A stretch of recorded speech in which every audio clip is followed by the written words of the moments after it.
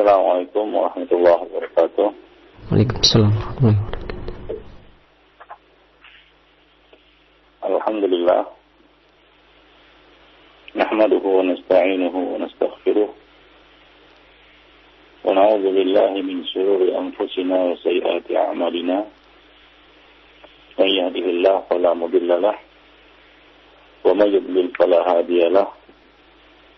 Ashhadu an la ilaha illallah wahdahu la syarika lah wa ashhadu anna Muhammadan abduhu wa rasuluh.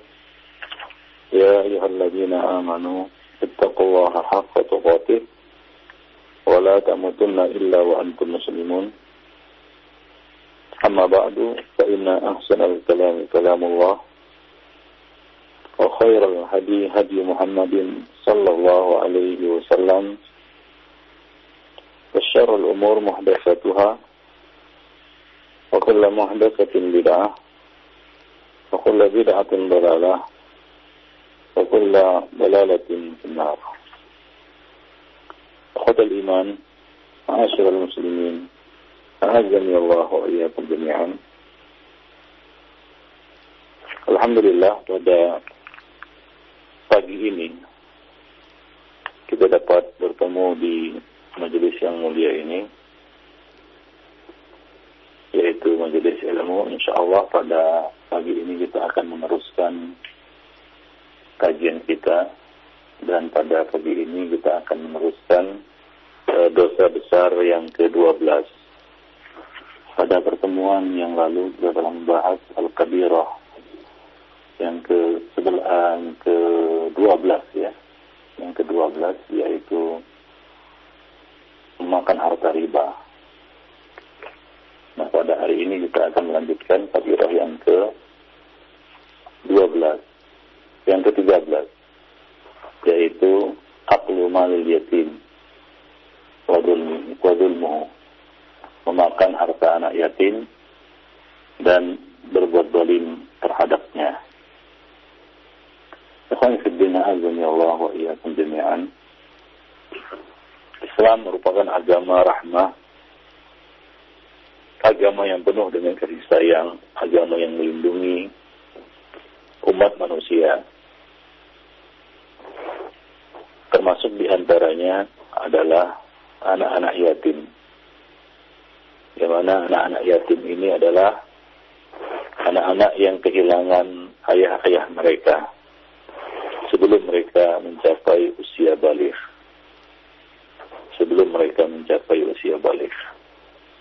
Di mana tidak ada lagi yang bertanggung jawab atas mereka karena kehilangan ayah mereka, mencukupi kebutuhan mereka, misalnya sandang pangan, kemudian kebutuhan mereka lainnya seperti kebutuhan sekolah mereka dan lain-lainnya. Maka Islam menganjurkan kepada pemeluknya untuk memelihara anak yatim dan bisa dengan baik mengelola harta mereka untuk kemaslahatan mereka. Bahkan untuk ini Rasulullah SAW telah menyampaikan satu hadis yang sangat agung di dalam Sahih Al-Bukhari. Rasulullah SAW mengatakan, Ana wa kafilul yatim fil jannah hakada.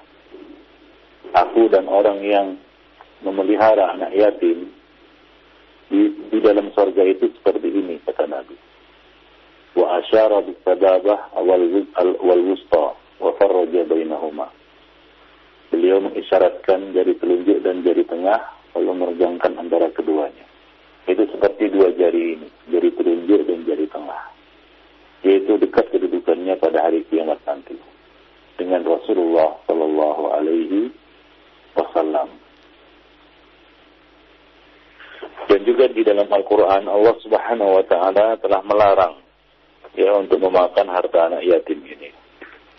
Seperti dalam firman-Nya dalam surat An-Nisa ayat 10, Allah Subhanahu wa taala berfirman, "Innal ladzina ya'kuluna amwalal yatama dzulman innama ya'kuluna fi butunihim nara wa sayaslawna sa'ira. Sesungguhnya orang-orang yang memakan harta anak yatim secara zalim, sebenarnya mereka itu telah menelan api neraka sepenuh perutnya, dan mereka akan masuk ke dalam api neraka yang menyala-nyala. Surat An-Nisa ayat 10. Surat An-Nisa ayat 10. Ada satu pendapat mengatakan ya, bahwa memakan harta anak yatim secara zalim di sini adalah memakannya dengan tujuan untuk memudaratkan anak yatim tersebut, hingga harta itu ludes atau habis ya dimakannya, tanpa sedikit pun maslahatnya terpulang kepada si anak yatim itu. Maka dari itu Rasulullah Shallallahu Alaihi Wasallam menggolongkan makan harta anak yatim secara zalim, ya, makan harta anak yatim secara zalim, yaitu dengan tujuan untuk memudaratkan mereka. Ini termasuk salah satu dari 7 dosa besar yang membinasakan. Rasulullah Shallallahu Alaihi Wasallam bersabda, "Ijtanibu as-sab'al mubiqat." Qalu ya Rasulullah wa mahun. Nabi mengatakan, ya, jauhilah oleh kamu 7 dosa besar yang membinasakan. Mereka bertanya, ya Rasulullah, apa itu? Maka Nabi menyebutkan, salah satunya adalah wa aklu malil yatim, memakan harta anak yatim, yaitu memakan harta anak yatim secara zalim, sebagaimana yang disinggung di dalam ayat yang kita bacakan tadi. Memakan harta anak yatim secara zalim. Diriwayatkan dari Abu Hurairah dalam hadis yang lainnya juga bahwa Rasulullah Shallallahu Alaihi Wasallam pernah bersabda di atas mimbar. Beliau mengatakan, "Uharriju ma'al dha'ifain, al-yatim wal mar'ah." Aku sangat melarang kalian terhadap 2 harta, yaitu untuk dimakan dan diambil secara aniaya, secara zalim, yaitu harta orang lemah, ya, ma'al dha'ifain. Aku sangat melarang kalian dari harta 2 orang lemah ini, yaitu harta anak yatim dan harta wanita. Harta anak yatim dan harta wanita. Jadi hadis-hadis yang kita bacakan tadi, demikian juga ayat yang kita sebutkan dalam surat An-Nisa ayat 10, menegaskan kepada kita semua haramnya memakan harta anak yatim secara zalim. Ya, haramnya memakan harta anak yatim secara zalim, yaitu tanpa ada sebab yang mendatangkan maslahat bagi anak yatim itu, atau tanpa kepatutan dan kelayakan dalam memakannya, ya, tanpa keperluan yang darurat dan mendesak. Ya, jadi yang diharamkan adalah berlebih-lebihan dan terburu-buru mengambilnya sebelum anak yatim tersebut baligh. Sebagaimana Allah Subhanahu wa taala katakan di dalam Al-Qur'an, wa bidaran ayat baru, janganlah kamu tergesa-gesa membelanjakannya sebelum mereka dewasa. Jadi barang siapa menjadi wali anak yatim dan mengurus dan serta menangani urusan mereka, maka janganlah ia habiskan harta itu secara aniaya. Dia boleh mengambil harta tersebut, mengambil dari harta tersebut dengan cara yang ma'ruf. Ya, dengan cara yang ma'ruf. Yaitu dengan cara, ya, ia tidak merugikan orang anak yatim tersebut. Apabila ia termasuk orang yang fakir dan membutuhkannya, sekedar dengan tugas yang dipikulnya. Allah Subhanahu wa taala mengatakan, "Wa man kana faqiran falyakul bil ma'ruf." Dan barang siapa miskin, yaitu si kita katakan pengasuh anak yatim itu adalah orang yang miskin atau fakir, maka ia boleh memakan harta itu menurut cara yang patut. Dalam ayat yang lain Allah Subhanahu wa taala mengatakan, Wala taqrabu malal yatimi illa billati hiya ahsan hatta yablugha asyuddah. Dan janganlah kamu mendekati harta anak yatim kecuali dengan cara yang lebih bermanfaat sampai ia dewasa. Ya, Ibnu Katsir di dalam tafsirnya mengatakan, para ahli fikih mengatakan, pengasuh anak yatim boleh memakan dari harta tersebut, ya, mana dari dua pilihan ini yang paling sedikit nominalnya, upah standar atau kebutuhan yang dia butuhkan. Jadi para ulama berbeda pendapat apakah ia harus mengembalikannya apabila ia sudah berkelapangan atau tidak. Ini ada dua pendapat. Pertama, ia tidak perlu kembalikan uang itu. Ya, pendapat yang kedua mengatakan ia harus mengembalikannya karena harta anak yatim itu berisiko besar. Ia hanya boleh mengambil bila sangat dibutuhkan dan harus dikembalikan seperti bolehnya sebagai memakai harta orang lain, ya, kemudian dia pada saat dia membutuhkan kemudian dia mengembalikannya. Nah, berkaitan dengan al-aqlu bil ma'ruf ini, ya, memakan harta anak yatim dengan cara yang baik, dengan cara yang patut dan bermanfaat, ini ada 4 pendapat. Yang pertama adalah annahu akhadahu ala wajhil qard. Ya, si pengasuh anak yatim itu mengambilnya sebagai bentuk pinjaman. Maka kalau demikian halnya, maka ia harus mengembalikannya apabila ia berkelapangan, ya, pada hari yang pada masa yang akan datang. Kemudian yang kedua, maksud dari al-aqlu bil ma'ruf adalah al-aqlu bi qadril hajah min ghairi israf. Yaitu dia boleh memakainya menurut hajat dan keperluan tanpa berlebih-lebihan. Yang ketiga, annahu akhadha bi qadri idza amila lil yatimi amalan. Bahwa ia mengambilnya sekadar ia apabila bekerja untuk anak yatim itu sebagai upah dia mengasuhnya, upah dia mengurusnya. Ya, sekedar upah standar atau upah nominal yang paling standar dari upah mengurus orang anak. Ya, jadi itu dianggap, ya, apa yang dimakannya dari anak yatim itu sebagai upah dia mengurusnya, upah minimum atau upah yang standar. Itu maksud dari memakan ataupun mengambilnya dengan cara yang ma'ruf. Yang keempat adalah al-annahul akhdhu inda darurah, yaitu dia mengambilnya pada saat-saat yang perlu saja. Biasanya dia pada saat kesempitan atau pada saat dia mendesak, maka dia boleh mengambil harta tersebut. Nah, berkaitan dengan bolehnya seorang yang fakir memakan dari harta anak yatim, ya, sekedar untuk keperluan mengurusnya, Allah Subhanahu wa taala juga telah mengatakan di dalam ayat yang lain, wala ta'kuluha israfan wa bidaran ayyakbaru. Dan janganlah kamu memakan harta anak yatim lebih dari batas kepatutan. Dan janganlah kamu tergesa-gesa membelanjakannya sebelum mereka dewasa. Ya, dalam ayat ini Allah Subhanahu wa taala melarang memakan harta anak yatim tanpa ada kebutuhan yang mendesak. Ya, israf, ya. Dan bidaran, yaitu tergesa-gesa membelanjakannya sebelum mereka balik. Nah, adapun bagi yang kaya, wa man kana ghaniyan falyasta'fif. Barang siapa di antara pemelihara anak yatim itu adalah orang yang berkecukupan atau mampu, maka hendaklah ia menahan diri dari memakan harta anak yatim itu. Maksudnya adalah barang siapa yang kaya, yang berharta, maka hendaklah dia tidak mengambil harta anak yatim tersebut dan tidak memakan sedikit pun darinya. Dia tidak memakan sedikit pun dari harta tersebut.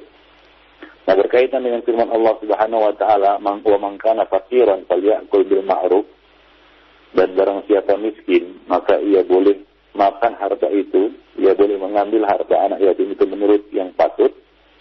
Ibnu Abi Hatim telah meriwayatkan dari Aisyah radhiyallahu anha yang mengatakan, ayat ini turun berkenaan mengenai wali anak yatim. Ya, ayat tersebut turun berkenaan dengan masalah wali anak yatim. Yaitu wali anak yatim atau pengasuh anak yatim ini boleh memakan sekedar keperluan mengurusnya. Tadi sudah kita sebutkan ada 4 pendapat di dalam bab ini atau di dalam masalah ini. Imam Ahmad meriwayatkan dari Amr bin Su'aib, dari ayahnya, dari kakeknya, itu Abdullah bin Amr bin Auf radhiyallahu anhuma, bahwa seorang lelaki bertanya kepada Nabi sallallahu alaihi wasallam, "Aku tidak memiliki harta dan aku memiliki anak yatim. Aku tidak punya harta, sementara aku sedang mengurus seorang anak yatim." Maka Rasulullah sallallahu alaihi wasallam bersabda, "Kul min mali yatimika ghayra musrifin wala mubazzirin wala muta'assilin malan wa min ghairi an taqiya malaka aw qal tafdiya malaka bimalihi." Makanlah dari harta anak yatim yang engkau pelihara tanpa berlebih-lebihan. Tidak juga mubazir, boros, dan tidak juga menghabiskan hartanya. Dan juga bukan untuk melindungi hartamu. Ya, jadi dia punya harta, dia simpan, dia pakai harta anak yatim tersebut. Atau beliau bersabda, dan jangan pula engkau menebus, melindungi hartamu dengan hartanya. Nah, demikian ya. Jadi Allah Subhanahu wa taala di sini ya menjelaskan kepada kita bagaimana kewajiban tanggung jawab seorang wali anak yatim di dalam mengurus harta anak yatim tersebut. Artinya dia seorang yang harus memiliki manajemen harta yang baik. Ya, hendaklah dia pelihara harta itu tanpa berlebih-lebihan.